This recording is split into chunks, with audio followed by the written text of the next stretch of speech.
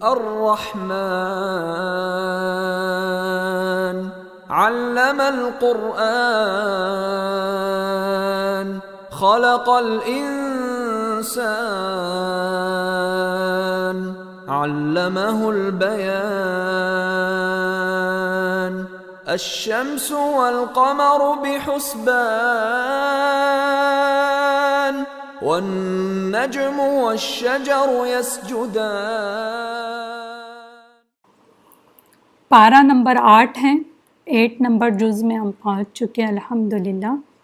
رکوع نمبر 14 ہے اور آیا نمبر 111 سے لے کر 121 تک، جس میں منکرین کے بہانے سازیوں کے بارے میں بتایا گیا ہے۔ اللہ کا ارشاد ہے، اگر فرشتے بھی ان پر نازل ہو جائیں، وہ فرشتوں کا بھی مطالبہ کر رہے تھے نا کہ ہم پر فرشتے کیوں نہ نازل ہوتے، وہ ہم پر رسول بن کے کیوں نہیں آتے، تو کہا گیا اگر فرشتے بھی ان پر نازل ہو جائیں اور مردے آ کر انہیں بتلا بھی دیں، پھر بھی یہ لوگ ایمان نہیں لائیں گے، کہیں گے کہ یہ کچھ تو ہمارے آنکھوں پہ پردہ پڑا ہوا یا جادو ہو گیا ہے۔ جب بھی اللہ کا کوئی رسول اللہ کا پیغام لوگوں تک پہنچانے کے لیے آیا اور اس نے لوگوں کو توحید کی طرف بلایا، تو انسان شیطان اور جن شیطان اپنے جھوٹ کو چکنی چپڑی باتیں کر کے، بناوٹی باتیں کر کے لوگوں کے سامنے پیش کرنے لگے۔ اللہ نے آپ صلی اللہ علیہ وسلم کو ہدایت فرمائی کہ آپ ان الجھنے والوں کو بتا دیں کہ جب میرے پاس اللہ کی کتاب آ چکی ہے تو میں اس کو چھوڑ کر کسی دوسری چیز کی پیروی کس طرح کر سکتا ہوں، میں تو اسی کی پیروی کروں گا جو میرے پاس آئی ہوئی ہے، وہی حق ہے۔ مسلمانوں کو ہدایت فرمائی گئی کہ جس حلال جانور کو اللہ کے نام لے کر جو ذبح کیا جائے اس کا گوشت کھاؤ، حرام جانوروں کا گوشت ہرگز نہ کھاؤ۔ یہ آگے کی جو آیت ہے اس کا مفہوم ہے کہ جو حرام جانور ہے اس کا گوشت نہ کھاؤ بلکہ حلال جانوروں کا کھاؤ۔ کھلے اور چھپے گناہوں سے بچتے رہو، جو ظاہر ہے اس سے بھی بچو اور جو چھپے ہوئے گناہ ہیں اس سے بھی بچتے رہو۔ پھر رکوع نمبر 15 ہے، آیت نمبر 122 سے لے کے 129 تک، جس میں اسلام کے لیے سینہ کھلنا ایک رحمت ہے، اس کے بارے میں ہے کہ کسی کا اگر سینہ اسلام کے لیے کھل جائے یہ بھی اللہ کی بڑی رحمت ہوتی ہے۔ کہا گیا کہ اندھیروں میں بھٹکنے والے کافر راہ ہدایت پر چلنے والے مومنوں کی طرح کیوں کر ہو سکتے ہیں، وہ ان کی طرح نہیں ہو سکتے، وہ کافر ویسے نہیں جیسے مومن صحیح راستے پر ہے۔ ہر دور میں بڑے بڑے بد کردار لوگوں نے حق کی مخالفت میں بہت زیادہ کوششیں کی، زور لگایا، لیکن اللہ تعالیٰ جس پر مہربانی فرماتا ہے اس کا سینہ اسلام کے لیے کھول دیتا ہے۔ یہی سیدھی راہ ہے، اسی پر چلنے والے سلامتی کے گھر میں پہنچیں گے، جنت میں پہنچیں گے، وہی سلامتی کا گھر ہے۔ قیامت کے دن اللہ تعالیٰ شیطانوں سے کہے گا تم نے میرے بندوں کو گمراہ کیا تھا، آج تم سب کا ٹھکانہ جہنم میں، تم نے بھی کیا تھا تو تم بھی، اور ساتھ ساتھ جن کو تم نے گمراہ کیا اور تمہارے باتوں میں آ گئے وہ سب جہنم میں جائیں گے، ان کا ٹھکانہ جہنم ہے۔ پھر رکوع نمبر 16 ہے، آیت نمبر 130 سے لے کے 140 تک، جس میں مشرکین قریش جو تھے ان کو سمجھایا گیا ہے۔ کہا گیا کہ آخرت کے دن سیدھے راستے سے بھٹکنے والے انسانوں اور جنات سے پوچھا جائے گا کہ کیا تمہارے پاس ہمارے نبی اور رسول نہیں آئے تھے، ہم نے بھیجا نہیں تھا ان کو کہ تم بھٹک گئے۔ اس دن یہ لوگ اپنے ہی خلاف گواہی دیں گے اور کہیں گے کہ ہمیں دنیا کی زندگی نے دھوکے میں ڈال دیا تھا، آئے تو تھے لیکن ہم دنیا کی زندگی میں مگن تھے۔ مشرکین قریش کو سمجھایا گیا کہ سنبھلنا چاہتے ہو تو اب ہی سنبھل جاؤ، ورنہ جس عذاب کی دھمکی تمہیں سنائی جا رہی ہے وہ آ کر ہی رہے گی، وہ عذاب آ جائے گا تم پر، کوئی اس سے بچ نہیں سکے گا۔ تم سے پہلے بھی کچھ لوگ شرک کیے اور اپنی ہی اولاد کا انہوں نے قتل کیے تھے، انہوں نے حلال چیزوں کو خود حرام قرار دیا تھا، تو وہ گمراہ ہو گئے اور ہدایت بھی نہیں پا سکے۔ تم کو بھی ویسے ہی بننا ہے تو ان کے قدموں پر چلو، اگر نہیں ویسے بننا ہے تو سیدھے راستے پر آ جاؤ۔ سیدھا راستہ اسلام کا ہے، تم سیدھے راستے پر آ جاؤ، آج ہی وقت ہے تمہارے پاس۔ اس کے بعد رکو نمبر 17 ہے، 17 نمبر رکو ہے، آیا نمبر 141 سے لے کے 143 تک، جس میں چند مشرکانہ رسمیں ہیں اس کے بارے میں بتایا گیا، اور کچھ کام جو مشرکانہ کام تھے اس کے بارے میں آتا ہے۔ مشرکوں نے اپنے مشرکانہ عقائد کے تحت کھیتی باڑی کی کچھ صورتوں کو، یعنی کچھ چیزیں تھی کھیتی باڑی کی وہ، اور کئی قسم کے چوپایوں کو حرام کر دیا تھا، جو مویشی جانور تھے ان کو حرام کر دیا تھا، بتوں کے نام پہ چھوڑ دیتے تھے اور کہتے تھے کہ یہ ہمارے اوپر حرام ہے، نہ گوشت کھاتے تھے نہ اس کا کسی طرح استعمال کرتے تھے۔ وہ اپنے دیوتاؤں کو راضی کرنے کے لیے انسانی جانوں کی قربانیاں بھی دیتے تھے، کتنا بڑا گندا کام کرتے تھے کہ اپنی اولادوں کو بھی قتل کر دیتے تھے، کہتے تھے کہ یہ میرا بچہ جو ہے وہ ہمارے اس بت کے نام پہ میں قربان کر رہا ہوں۔ یعنی کتنی سختی ہوں گی ان کے دلوں میں، ذرا بھی رحم نہیں تھا۔ یہ شیطان نے ان کو یہ سارے کام بہت خوبصورت کر کے بتائے ہوئے تھے۔ اللہ تعالیٰ نے اس کی مذمت فرمائی۔ انسان کے جو عقل ہے اور فطرت بھی اس کے خلاف ہے، انسانی عقل بھی اس چیز کو نہیں مان سکتی کہ کسی کے نام پر اپنا ہی بیٹا اپنے ہی بچے ذبح کیے جائیں۔ ملت ابراہیم میں ان کی کوئی اصل نہیں، وہ سمجھتے تھے کہ یہ ہمارے جو رسم چل رہے ہیں وہ ملت ابراہیمی سے چل رہے ہیں، یہ سارے غلط عقیدے ان کے اندر تھے، غلط رسمیں وہ چلا رہے تھے۔ آج ہمارے مسلمان صرف یہ کہہ کے کہ ہمارے باپ دادا یہ کام کرتے تھے، نیازیں کرتے تھے، قرآن خوانیاں کرتے تھے، اور بھی کئی چیزیں شرک اور بدعت، درگاہوں میں جاتے تھے، ماتھا ٹیکتے تھے، تو ہم بھی یہی کرتے ہیں۔ آج ہم بھی وہی کر رہے ہیں جو باپ دادا کرتے تھے۔ تو کیا باپ دادا ہدایت یافتہ تھے؟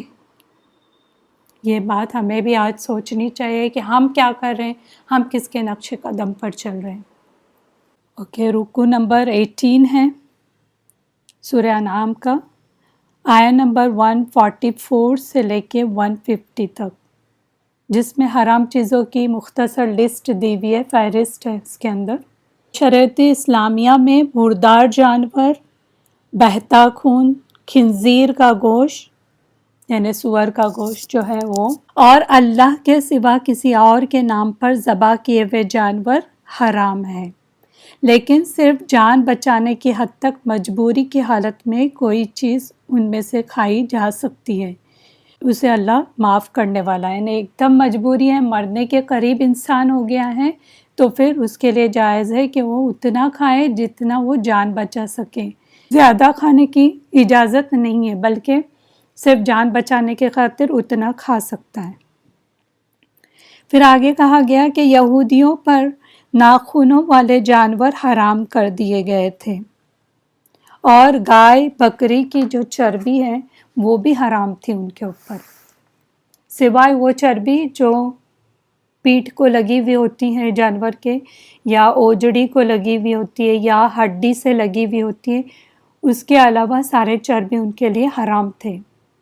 ہم نے انہیں یہ ان کی سرکشی کی سزا دی تھی، انہوں نے سرکشی کی، اس کی وجہ سے اللہ نے ان کے لیے کچھ چیزیں حرام کر دیا تھا۔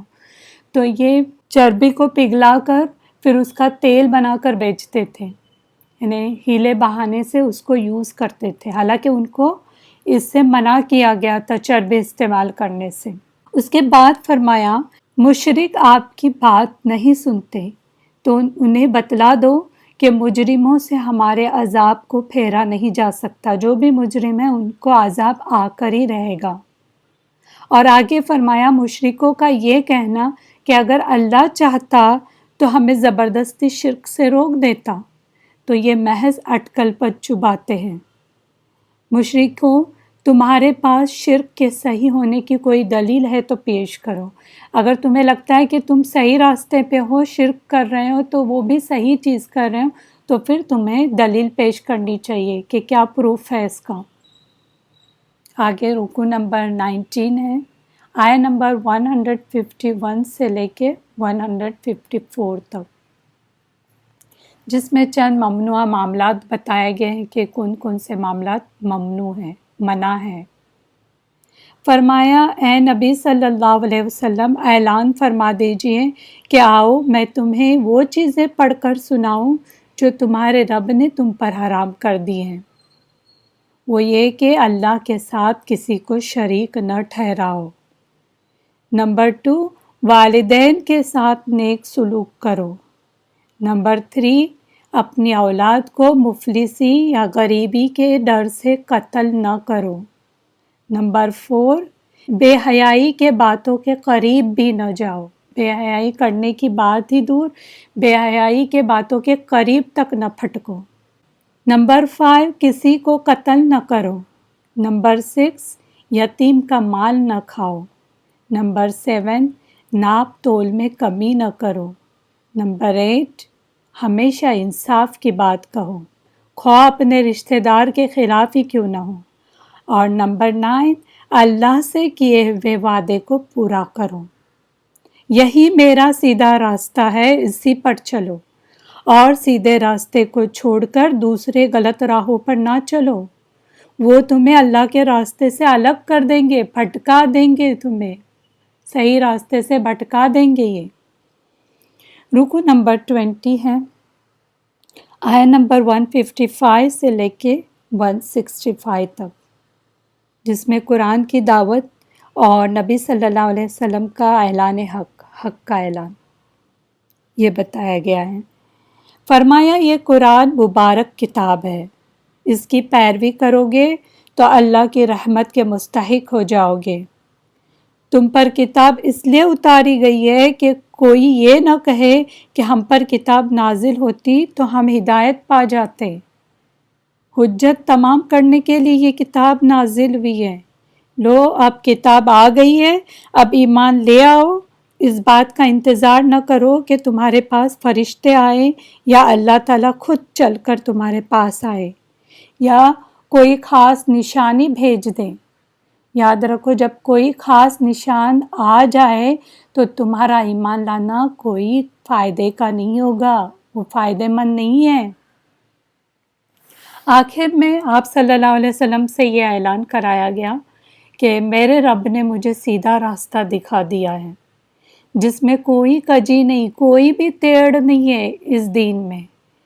یہ ابراہیم علیہ السلام کا ہی طریقہ ہے۔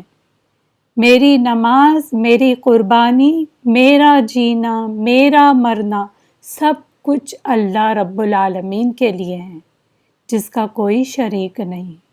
مجھے اسی بات کا حکم دیا گیا اور میں اسی راستے پر چل کر کھڑا ہو گیا ہوں۔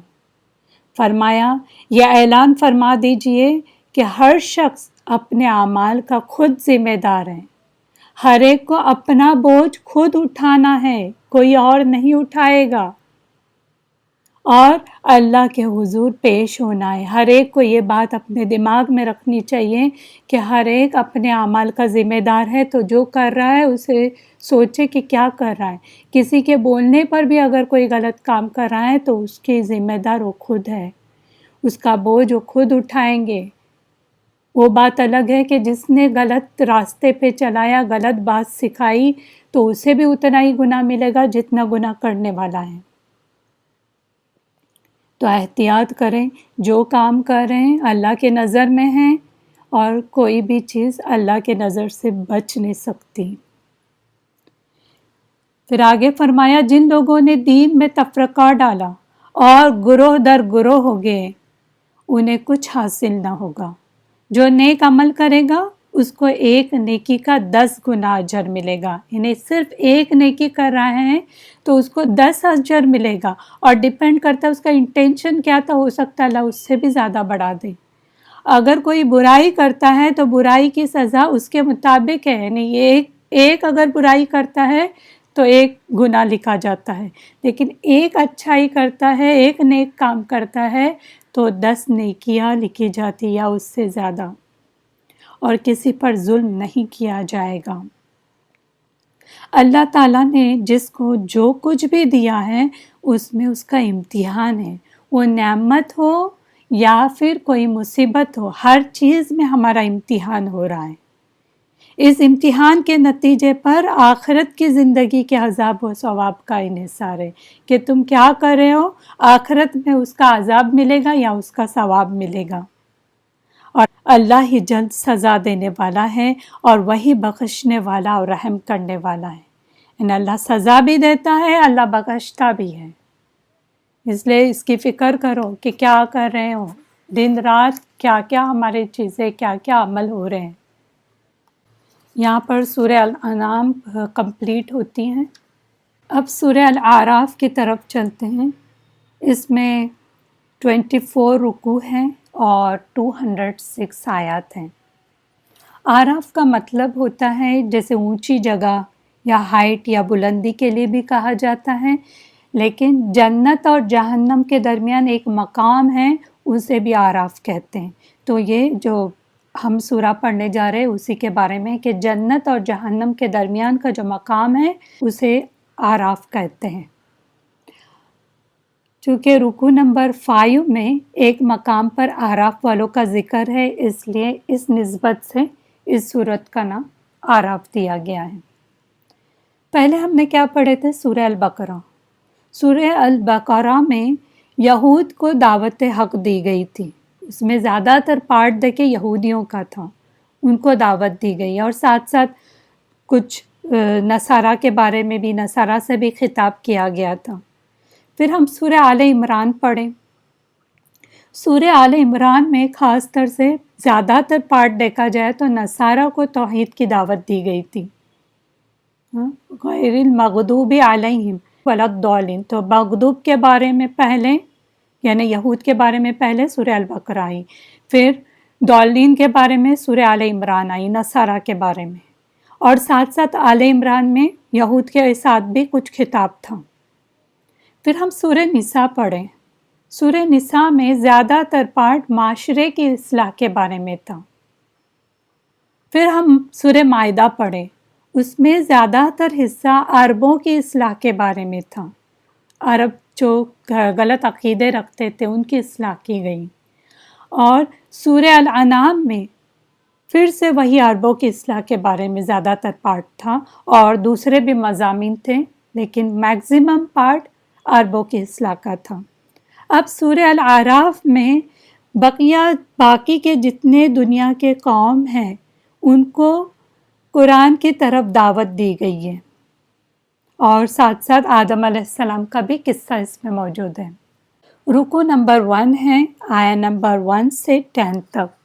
اس سورت کی ابتدا یوں ہو رہی ہے کہ اے نبی صلی اللہ علیہ وسلم، یہ عظیم کتاب قرآن مجید آپ پر اتارا گیا ہے، آپ لوگوں کو کفر اور ان کے برے اعمال کے نتیجے سے خبردار کریں کہ جو کچھ کر رہے ہیں ان کی پکڑ ہونے والی ہے۔ ایمان والے اس کے ذریعے نصیحت حاصل کریں۔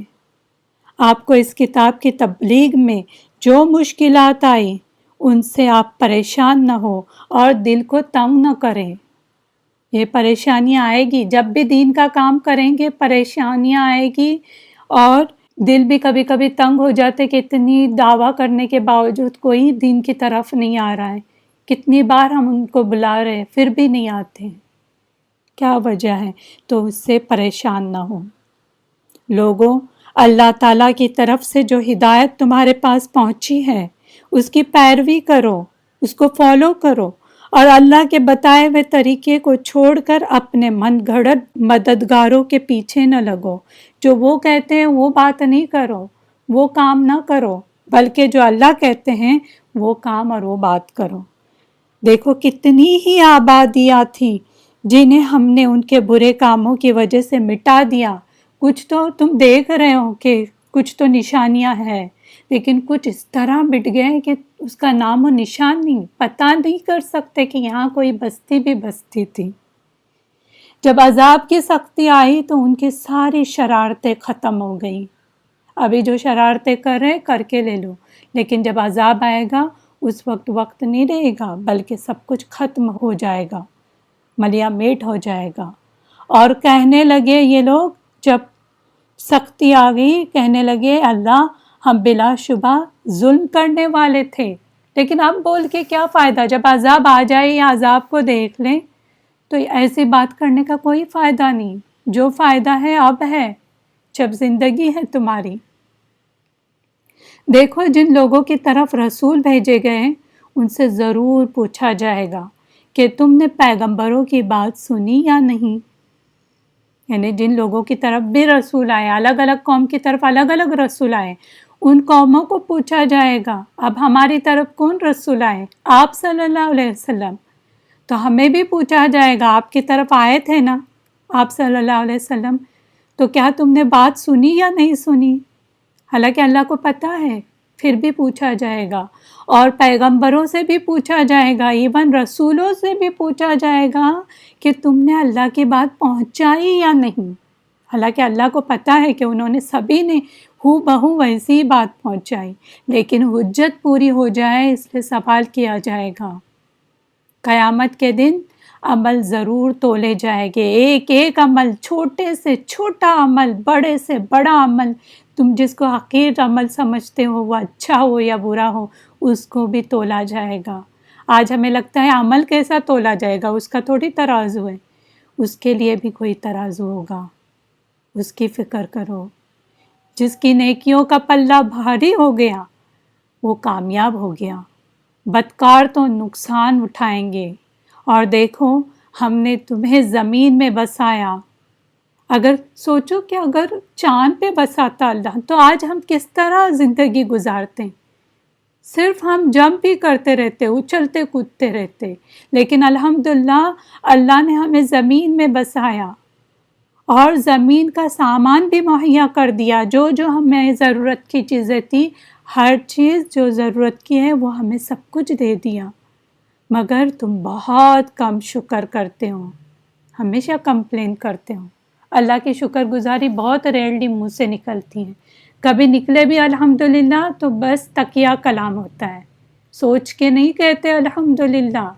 تو آج سے سوچ سمجھ کے الحمدللہ دل سے کہا کرو، کیونکہ آگے آئے گا کہ جو شکر کرتا ہے اللہ اس کو اور زیادہ دیتا ہے، اور جو اس کی ناشکری کرے تو پھر اللہ کا عذاب بھی سخت ہے.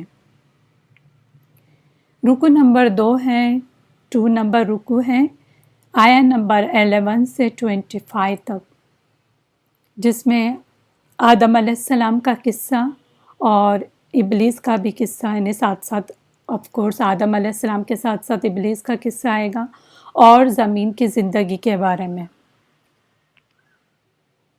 غور کرو کہ ہم نے تمہارے باپ آدم علیہ السلام کو پیدا کر کے فرشتوں کو ان کے سامنے جھکنے کا حکم دیا، سجدہ کرنے کہا. سب جھک گئے مگر ابلیس اکڑ گیا، تکبر کیا اس نے.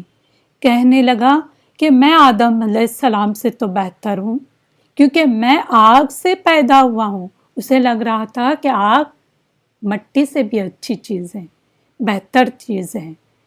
حکم ہوا جنت سے نکل جا، بس اب تو ہمیشہ کے لیے ذلیل ہے. اللہ سے کہنے لگا مجھے مہلت دے دے. فرمایا، اللہ نے فرمایا، اگر وہ مہلت مانگ رہا تھا تو اللہ نے فرمایا جا تجھے مہلت مل گئی، تجھے ایک وقت دیا گیا. کہنے لگا میں اولاد آدم کو گمراہ کرنے کے لیے سارے حربے استعمال کروں گا. آگے سے آؤں گا، پیچھے سے آؤں گا، دائیں بائیں سب ادھر سے آؤں گا اور ان کو گمراہ کرنے کی کوشش کروں گا. اس لیے آج شیطان دن رات محنت کر کے ہمیں گمراہ کرنے کی کوشش کر رہا ہے. چوکنا رہنا چاہیے ہم سب کو. جب بھی کوئی غلط خیال آئے یا غلط کام ہم سے ہونے لگے تو سوچے کہ یہ شیطان کے حربے ہیں، وہ دن رات کوشش کر کے ہمیں گمراہ کر رہا ہے. فرمایا ذلیل ہو کر نکل جا یہاں سے، تجھ سے اور تیرے پیروکار سے جہنم کو بھر دیا جائے گا. جو بھی تیری پیروی کریں گے وہ بھی تیرے ساتھ ہی جائیں گے، اور قیامت کے دن جہنم میں شیطان کی پیروی کرنے والے شیطان کے ساتھ ہوں گے۔ تو ہمیں دیکھنا چاہیے ہم کس کی پیروی کر رہے ہیں آج۔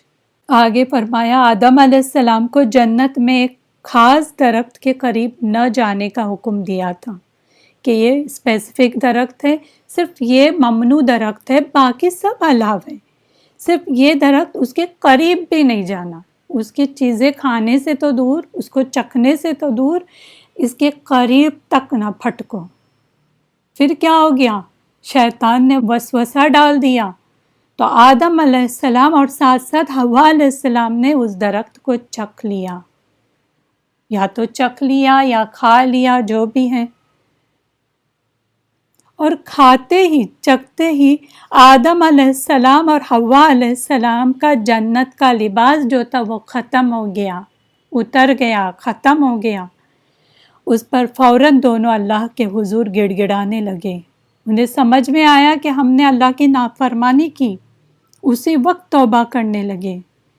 انہوں نے کہا ربنا ظلمنا انفسنا وَإِن لَّمْ تَغْفِرْ لَنَا وَتَرْحَمْنَا لَنَكُونَنَّ مِنَ الْخَاسِرِينَ۔ یہ 23 نمبر آیت میں آتا ہے سورہ الاعراف کی، کوشش کرے کہ اس کو بھی پڑھا کرے کبھی کبھی۔ اس کا کیا مطلب ہے؟ اے پروردگار، اے ہمارے رب، ہم نے اپنے اوپر ظلم کیا، اگر تو نے ہمیں معاف نہ کیا اور ہم پر رحم نہ فرمایا تو ہم تو ضرور نقصان اٹھانے والوں میں سے ہوں گے۔ تو انہوں نے اپنے آپ کو بلیم کیا، توبہ کی، انہوں نے تکبر نہیں کیا شیطان کی طرح، ابلیس کی طرح۔ تو اللہ نے فرمایا تمہارا قصور معاف، مگر اب تمہیں زمین میں جانا ہے اور ایک خاص وقت تک وہیں رہنا ہوگا۔ تم سب اسی میں زندگی گزارو گے اور اسی میں تم سب مر جاؤ گے، اور پھر اسی زمین سے تمہیں اٹھا لیا جائے گا، یعنی اللہ کی طرف واپسی اسی زمین سے ہوگی۔ تو ایک وقت کے لیے ہم یہاں پر آئے ہوئے ہیں، ایسا نہیں سمجھے یہ زندگی ہماری ہمیشہ کی زندگی اور یہ زمین جو ہے وہ ہمیشہ ہم ادھر ہی رہنے والے ہیں۔ یہ سب ختم ہونے والی چیزیں ہیں، ہمیں جانا دوسری دنیا میں ہے، اس کی فکر کریں۔ پھر رکو نمبر 3 ہے، آیہ نمبر 26 سے لے کے 31 تک، جس میں بے حیائی اور ننگا پن جو شیطانی کام ہے اس کے بارے میں ہے۔ فرمایا اے اولاد آدم، یہ لباس جو ہم نے تمہیں بخشا ہے تمہارے لیے خوبصورتی کا ذریعہ ہے اور تمہارے ستر کو بھی ڈھانکتا ہے۔ یعنی 2 فائدے ہیں اس کے، کہ اگر کپڑے پہنیں گے تو خوبصورت بھی نظر آئیں گے، ورنہ ننگا انسان کیسا نظر آتا ہے، اور یہ ستر کو بھی تمہارے ڈھانکتا ہے، یہ بھی فائدہ ہے۔ لیکن آج کیا ہو گیا ہے، جتنے کم سے کم کپڑے ہیں وہ اچھے سمجھے جا رہے ہیں، ننگا سے ننگا پن ہوتے جا رہا ہے، اور سب سے کم شارٹ کپڑے منی میڈی یہ مہنگے مہنگے مل رہے ہیں، اور اس کو ہی وہ خوبصورتی سمجھنے لگے، حالانکہ خوبصورتی اس میں نہیں ہے۔ اور کچھ لوگ تو پورے کمپلیٹ کپڑے پہنتے ہیں لیکن آدھے آدھے پھٹے ہوئے ہوتے ہیں، کبھی نی پہ پھٹے ہوئے ہیں، کبھی پیٹھ پہ پھٹے ہوئے ہیں، جیسے یہ بیگار جو بہت غریب رہتے پھٹے پرانے پہنتے، اس طرح سے انہوں نے خوبصورت اس کو بنا کے دکھایا ہوا ہے۔ تو یہ تو تمہاری خوبصورتی کا ذریعہ ہے، کپڑے پورے پورے پہنا کرو اور ستر کو ڈھاکا کرو۔ اللہ سے ڈرنا سب سے بہتر لباس ہے۔ آگے فرمایا اے اولاد آدم، شیطان نے جس طرح تمہارے ماں باپ کے لباس اتروا دیے تھے، اسی طرح تمہیں بھی بہکا کر ننگا کر دینا چاہتا ہے۔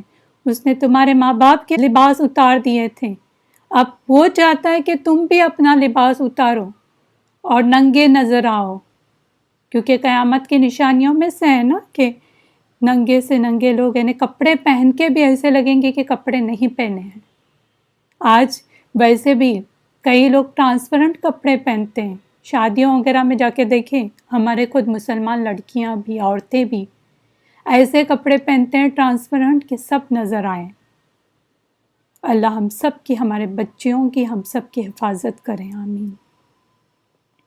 عجیب بات ہے کہ لوگ بے حیائی کا کام کرتے ہیں اور وہ دلیل یہ لاتے ہیں کہ ہمارے باپ دادا ایسا ہی کرتے تھے، جو وہ کرتے تھے وہی تو ہم کر رہے ہیں، اور ہمارے لیے اللہ کا حکم بھی یہی ہے، اللہ نے کہا تھا۔ جیسے پہلے مکہ کے مشرکین جو تھے وہ طواف بھی ننگے کرتے تھے، پورے باڈی کے کپڑے نکال کے ننگے وہ بدن میں طواف کرتے تھے، اور وہ سمجھتے تھے کہ یہ جو ہم کپڑے پہنتے ہیں اس میں بہت سارے گناہ کی ہوئی رہتی ہیں، تو شیطان نے اس کو مزین کر کے دکھایا کہ یہ کپڑے نہیں پہنو، اس میں تو تم گناہ کرتے ہو، تم اللہ کے گھر میں ہو تو اتار کے کرو تاکہ گناہ کے کپڑے تمہارے بدن پہ نہ رہیں۔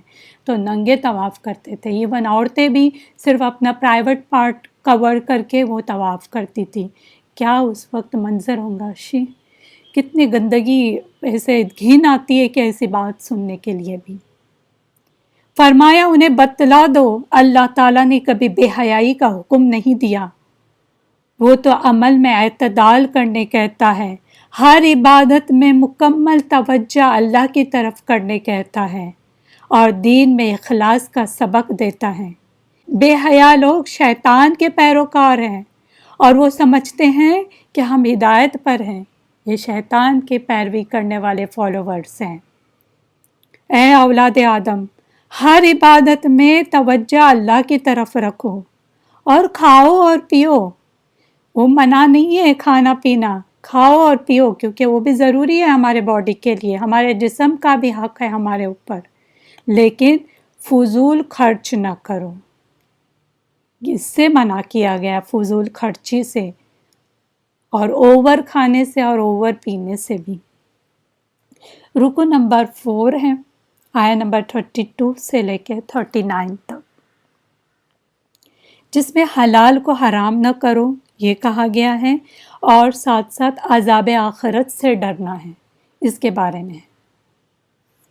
آپ صلی اللہ علیہ وسلم ان لوگوں سے فرما دیں کہ اللہ کی زینتیں اور پاکیزہ چیزیں جو اس نے اپنے بندوں کو استعمال کے لیے عطا کی ہے، کس نے اسے حرام کر دیا ہے؟ یعنی یہ جو کپڑے وغیرہ تم نہیں پہن کے طواف کر رہے ہو، یا کوئی اور چیزیں تم اپنے آپ پہ حرام کر رہے ہو، جانوروں کو نہیں کھا رہے ہو، اس کو تمہارے بتوں کے نام پہ چھوڑے ہوئے، یہ سب تم نے اپنے آپ سے بنائی ہوئی چیزیں ہیں۔ کس نے اس کو حرام کیا ہے؟ اللہ نے تو نہیں کیا۔ حرام تو بے حیائی کی باتیں ہیں، ظاہر ہو یا پوشیدہ ہو، وہ تم چھپی کر رہے ہو یا ظاہر کر رہے ہو، کھلے کھلے کر رہے ہو، ساری یہ چیزیں بے حیائی کے کام ہیں۔ اللہ کی نافرمانیاں حرام ہیں، اللہ کی نافرمانی نہیں کرو، جو اس نے کہا ہے وہ کرو، اور دوسروں کو بھی نہیں روکو، وہ جو کر رہے ہیں دین کا کام اور اچھے کام ان کو بھی روکو نہیں، اور تم بھی خود دین پہ عمل کرو۔ لوگوں پر ظلم کرنا حرام ہے، اللہ کے ساتھ شریک ٹھہرانا اور اللہ کے ذمے اپنی طرف سے باتیں لگانا حرام ہے۔ یہ نہیں کہنا ہے کہ یہ اللہ نے کہا، حالانکہ اللہ نے نہیں کہا ہوتا ہے، اللہ نے اس کو حرام بنایا، حالانکہ اللہ نے اس کو حلال بنایا ہوا ہوتا ہے۔ پھر آگے فرمایا عذاب کا ایک وقت مقرر ہے، فکس ٹائم ہے، جو آگے پیچھے نہیں ہوگا، جو وقت لکھا ہوا ہے وہی وقت پر تمہاری موت آنی ہے، وہ نہ ایک سیکنڈ آگے پیچھے ہوگا، ایک سیکنڈ کی بھی دیری نہیں ہوگی۔ سارے رسولوں کا پیغام یہی ہے کہ اللہ سے ڈرنے والے اور اپنے آپ کو سنوار لینے والے بے خوف اور بے غم ہوں گے، ان کو کوئی خوف نہیں ہوگا، کسی چیز کا غم بھی نہیں ہوگا۔ آج اللہ کے شریک بنانے والے آپ صلی اللہ علیہ وسلم کی رسالت کا انکار کرتے ہیں، وہ آپ صلی اللہ علیہ وسلم کی رسالت کو مانتے نہیں، رسالت کا انکار کرنے والے کل قیامت کے دن اپنے جھوٹے معبودوں کو ڈھونڈتے پھریں گے کہ کہاں ہیں جس کی ہم پوجا کرتے تھے، جن کی ہم مانتے تھے۔ اور اللہ تعالیٰ فرمائے گا جاؤ بد کردار جنوں اور انسانوں، تم سب جاؤ اس قافلے میں شامل ہو جاؤ اور دوزخ میں چلے جاؤ، جو بد کردار تھے جن اور انسان تم اسی قافلے میں شامل ہو جاؤ اور جہنم میں جاؤ، جہنم میں جو کے جائیں گے۔ یہ جو بعد میں آنے والے، وہ دوزخ میں پہلے جو جانے والے تھے، یعنی پہلے جا چکے دوزخ میں، ان لوگوں کو دیکھیں گے بعد والے تو وہ کہنے لگیں گے اے اللہ ان کو دوگنا عذاب دے، ان کی وجہ سے ہی ہم بھٹک گئے تھے، ان کو ڈبل عذاب دے۔ تو کیا فرمایا جائے گا؟ ہر ایک کو دگنا عذاب ہے، تمہارے لیے بھی دگنا ہے، ان کے لیے بھی دگنا ہے، کیونکہ تم کو دیکھ کے پیچھے والے بھی پھر وہی کرنے لگے، تو تم بھی وہی عذاب کے مستحق ہو۔ تم نے جو کچھ کیا تھا اب اس کا مزہ چکھو، جو بھی کیے تھے اس دنیا میں، ٹائم لیمیٹڈ تھا تمہارا۔ رکو نمبر 5 ہے، آیت نمبر 40 سے لے کے 47 تک، جس میں جنت، دوزخ اور آراف والوں کے بارے میں۔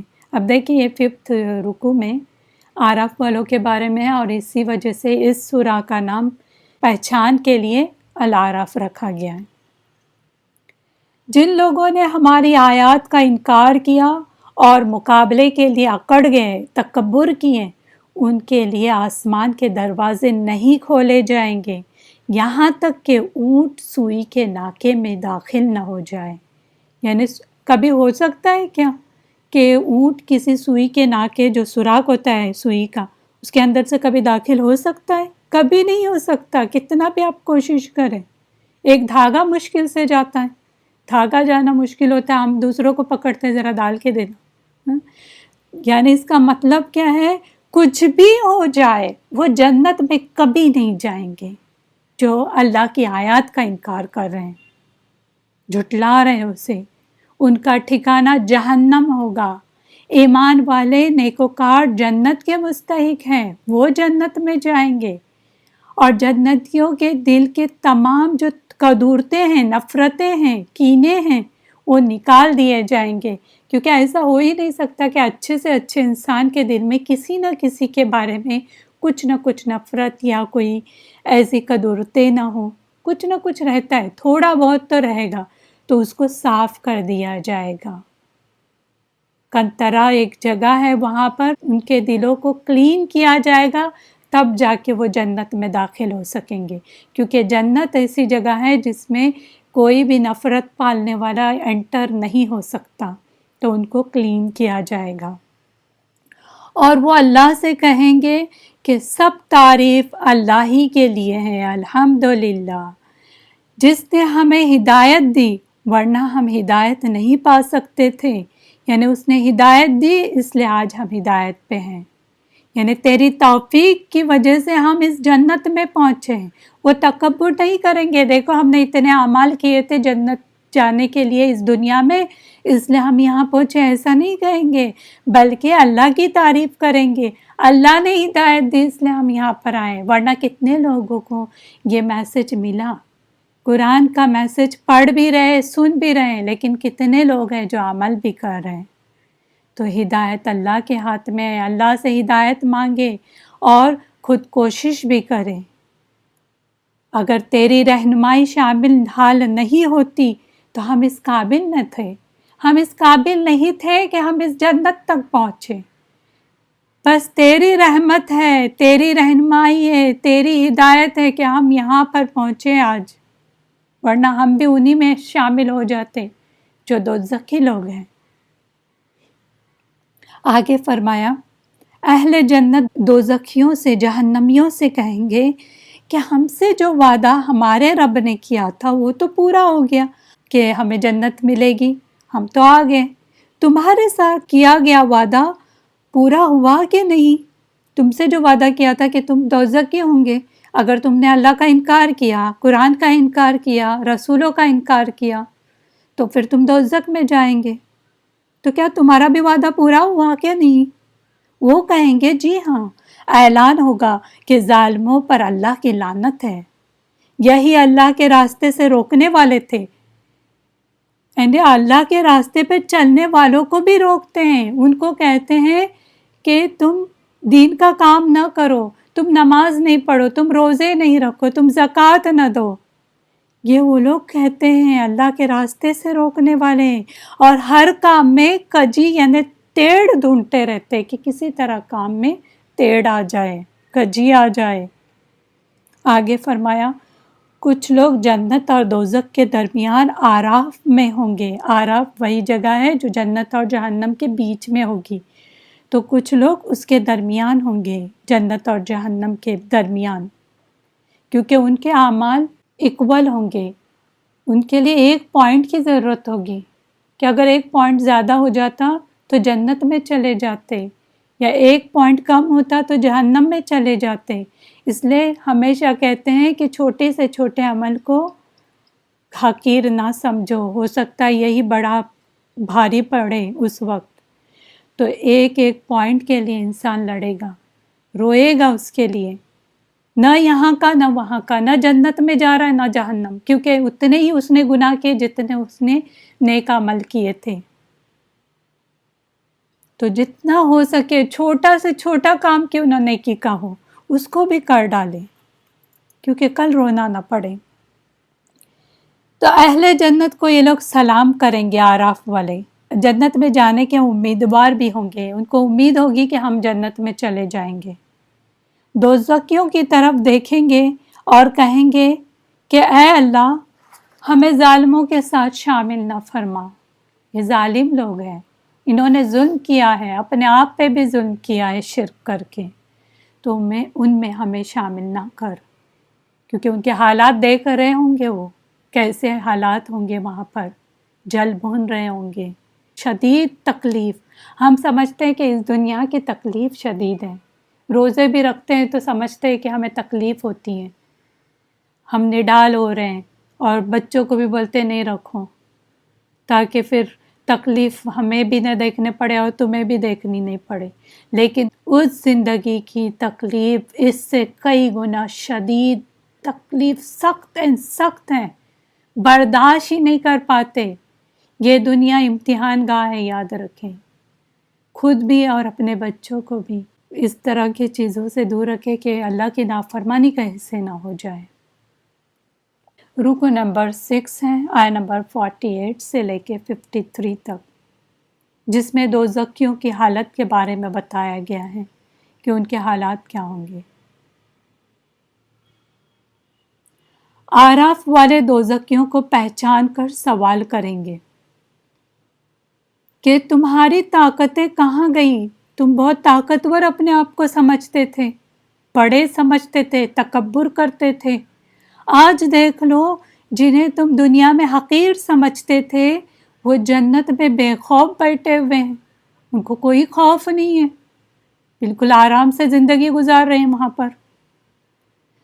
آگے فرمایا دوزخی اہل جنت سے رزق اور پانی مانگیں گے، اتنی شدید بھوک اور اتنی شدید پیاس ہوگی کہ دوزخی کہیں گے اہل جنت سے، اے جنت والو ہمارے لیے کچھ تو دو، کھانا دو، کچھ تو تمہارے حصے میں آیا ہوا ہے وہ تو دو، یا کچھ پانی تو دے دو، اتنا تو کر دو۔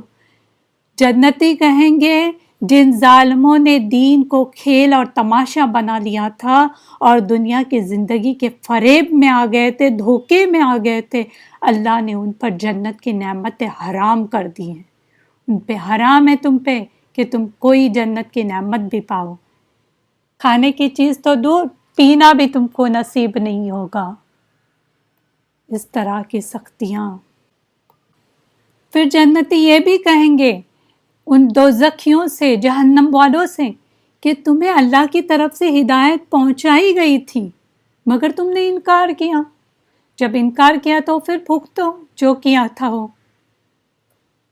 آگے فرمایا آج کے منکرین حق جو حق کا انکار کر رہے، دین کا، اسلام کا انکار کر رہے ہیں، اللہ کا ارشاد خوب سن لو، تم فساد اور بدعملی کے نتیجے کا انتظار کر رہے ہو، جب اللہ کی طرف سے پکڑ آئے گی تو تمہارے سفارشی تمہارے کچھ کام نہ آ سکیں گے۔ آج تم سفارشی ڈھونڈتے رہتے ہو، کل وہ سفارشی بھی کام نہیں آئیں گے، کوئی تمہاری سفارش کرنے والا نہیں ہے، سننے والا بھی نہیں ہے۔ عذاب جہنم کو دیکھ کر دنیا میں واپس جانے کی درخواست کرو گے تم کہو گے کہ اللہ ہم کو پھر سے دنیا میں واپس بھیج دے، اب دیکھنا ہم جائیں گے تو اچھے اچھے کام کریں گے، ہم دین پہ عمل کریں گے، مگر تمہاری درخواست کون سنے گا؟ کوئی نہیں سنے گا، اس کو رد کیا جائے گا، کوئی فائدہ نہیں ہے اس وقت وہ چیخ پکار کر کے، کتنی بھی تم منتیں کریں کوئی فائدہ نہیں، بے فائدہ چیز ہے اس وقت۔ رکو نمبر 7 ہے، آیت نمبر 54 سے لے کے 58 تک، جس میں اللہ کی نعمتوں سے محروم بندوں کے بارے میں بتایا گیا ہے کہ اللہ کی نعمتوں سے محروم کون لوگ ہیں۔ سب سے پہلے کہا گیا کہ تمہارا رب وہ ہے جس نے آسمان اور زمین کو 6 دنوں میں پیدا کیا، پھر عرش پر قائم ہو گیا، مستوی ہو گیا۔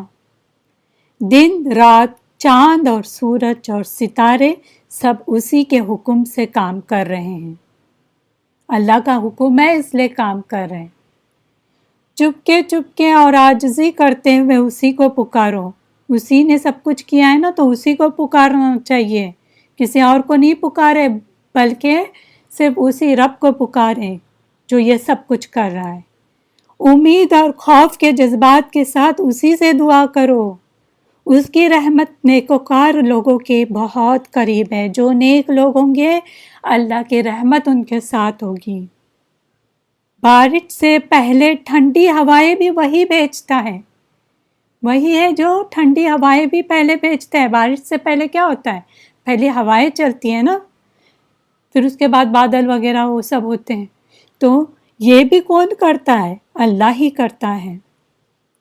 مردہ بنجر زمین پہ سے ہر طرح کی چیزیں وہی اگاتا ہے، وہی تمہارا رب ہے۔ بارش سے وہی زمین فائدہ اٹھا سکتی ہے جس میں اس کی مدد ہو۔ جو اللہ چاہے وہی زمین پھل دے سکتی ہے۔ بھلے ہی بارش ہو رہی ہے تو بھی کبھی کبھی وہاں پر پھل وغیرہ نہیں آتے، اناج نہیں آتے۔ اسی طرح قرآن کی ہدایت سے بھی وہی لوگ فائدہ اٹھا سکتے ہیں جو حق پر ہیں، ورنہ محروم ہیں یہ لوگ اللہ کی نعمتوں سے۔ اللہ کے فرما بردار بن جاؤ۔ اس کے بعد رکو نمبر 8 ہے،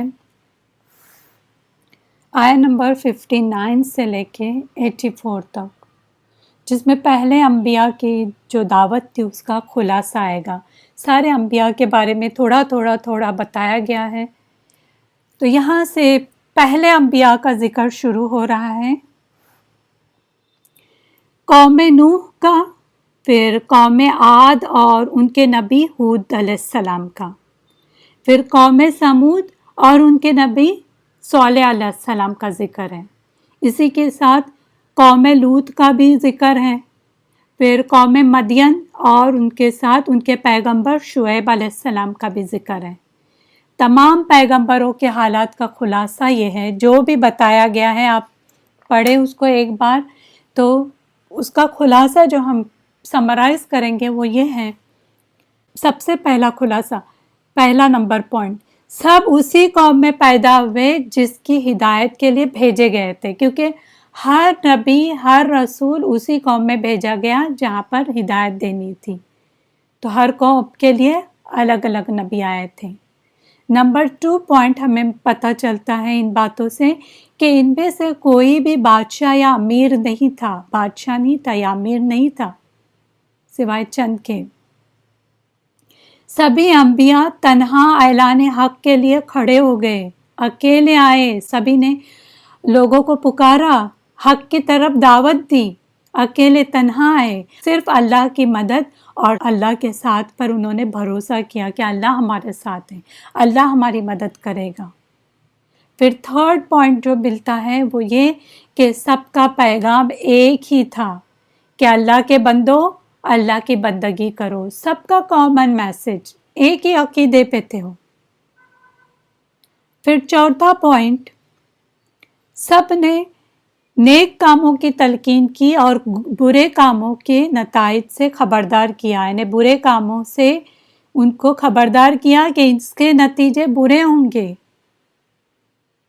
پھر نمبر 5 پوائنٹ ہمیں ملتا ہے وہ یہ کہ سب کے ساتھ یہی ہوا کہ امیروں نے، بڑے بڑے سرداروں نے، امیروں نے سرکشی کی اور تکبر کیا، لیکن غریبوں نے ساتھ دیا۔ پھر 6 پوائنٹ ہمیں ملتا ہے کہ مخالفت بھی ہمیشہ ایک ہی طرح کی ہوئی۔ کیا ہوئی وہ؟ سبھی نے رسولوں کا مذاق اڑایا، جیسے نوح علیہ السلام، ان کا مذاق اڑایا گیا۔ یہ کیا ہے؟ یہاں پر بارش آنے کے امکانات بھی نہیں، طوفان آنے کے امکانات بھی نہیں، یہ کیا کشتی بنا رہے ہو؟ اور ان کے اوپر ہنستے تھے مذاق اڑاتے تھے. اس طرح سے سارے رسولوں کا مذاق اڑایا گیا. ان کے ساتھیوں کو اذیت پہنچانے کے تمام وسائل کام میں لائے گئے کہ کسی نہ کسی طرح رسولوں کو بھی اور رسولوں کے ساتھ جو بھی غریب لوگ ہیں، سارے جو ایمان لائے ہیں، ان کو بھی کسی نہ کسی طرح نقصان پہنچایا جائے، اذیت دی جائے. پیغمبروں نے ہمیشہ یہی کہا، ہماری دعوت قبول نہیں کرتے ہو تو کم از کم ہماری موجودگی تو برداشت کرو، ہم کو یہاں سے نہ نکالو. تو منکرین کہتے کہ ان کو بستی سے نکال دو، ان لوگوں کو یہاں سے ہٹا دو، اس بستی سے ہی نکال دو. بہت نیک باز لوگ دکھتے ہیں، اپنے آپ کو نیک پاک سمجھتے ہیں. یا تو ان کو سنسار کر دو، پتھر مار کے ان کو ختم کر دو کہتے تھے. پھر دیکھو کیا ہو گیا تھا ایسی بات کرنے کے بعد. نتیجہ بھی ہمیشہ ایک ہی طرح کا پیش آیا. کیا پیش آیا؟ یہ کہ تمام جماعتیں جنہوں نے دعوت حق کا مقابلہ کیا وہ سب ہلاک ہو گئے، برباد ہو گئے، تباہ ہو گئے. دنیا کی کوئی طاقت بھی انہیں اللہ کی پکڑ سے بچا نہیں سکی. اتنی ساری چیزیں ان کے پاس تھی، دولت تھی، بچے تھے، سب کچھ تھا، لیکن کوئی انہیں اللہ کی پکڑ سے بچا نہیں سکا. تم اپنے آپ آنکھوں سے دیکھ رہے ہو کہ یہ چیزیں تم راستے سے آتے جاتے دیکھتے ہو کس طرح بربادی ہوئی ہے ان کی، پھر بھی نہیں سبق لیتے. پھر اس جز کا 8 جز کا لاسٹ رکوع ہے 11 نمبر، جس کا کنٹینیوشن ہم 9 جز میں بھی دیکھیں گے. آیا نمبر 85 سے لے کے 92 تک، جس میں حضرت شعیب علیہ السلام اور ان کی قوم کے بارے میں بتایا گیا ہے. ان انبیاء میں حضرت شعیب علیہ السلام کا تذکرہ اور ان کی تعلیمات وہ بھی بتائی گئی ہے، اس میں پیش کی گئی ہے. شعیب علیہ السلام نے فرمایا، اے میری قوم کے لوگوں، اللہ کی عبادت کرو. دیکھیں سبھی رسولوں نے یہی تعلیم دی، اللہ کی عبادت، ہماری عبادت نہیں بلکہ اللہ کی عبادت کرو. تمہارے پاس تمہارے رب کی نشانی پہنچ چکی ہے اور ناپ تول پوری کرو. اب شعیب علیہ السلام کی قوم میں یہ بڑی خرابی تھی کہ ناپ تول جو تھا وہ صحیح نہیں کرتے تھے، لوگوں کو کم کر کے دیتے تھے، وزن میں کم کر کے وزن تولتے تھے، اور جب لینا ہوتا تھا تو دوسروں کے پاس سے زیادہ لیتے تھے، تو ناپ تول میں کمی کرتے تھے. تو ناپ تول کو پوری کرو، ڈنڈی نہ مارو. اگر تم صاحب ایمان ہو تو ملک میں اصلاح کے بعد خرابی پیدا نہ کرو، فساد نہ کرو، اور ہر رستے پر بیٹھ کر اہل ایمان کو راہ حق سے، اللہ کے راستے سے نہ روکو. یہ بھی کام کرتے تھے. یاد کرو تم قلیل تعداد میں تھے، اللہ تعالیٰ نے تمہیں کثیر بنا دیا، بہت سارا بنا دیا. ایک سے دو، دو سے تین، اور کئی بن گئے. تم میں سے ایک گروہ میری رسالت پر بھی ایمان نہیں لایا، کیونکہ شعیب علیہ السلام کہہ رہے کہ تمہارے گروہ میں سے، تمہارے گروپ میں سے ایک بھی ایسا شخص نہیں جو مجھ پہ ایمان لایا ہو. صبر کرو یہاں تک کہ اللہ میرے اور تمہارے درمیان فیصلہ کر دیں، وہ عذاب آ جائے. یہاں پر ہمارا پارہ نمبر 8 کمپلیٹ ہو گیا. الحمدللہ رب العالمین.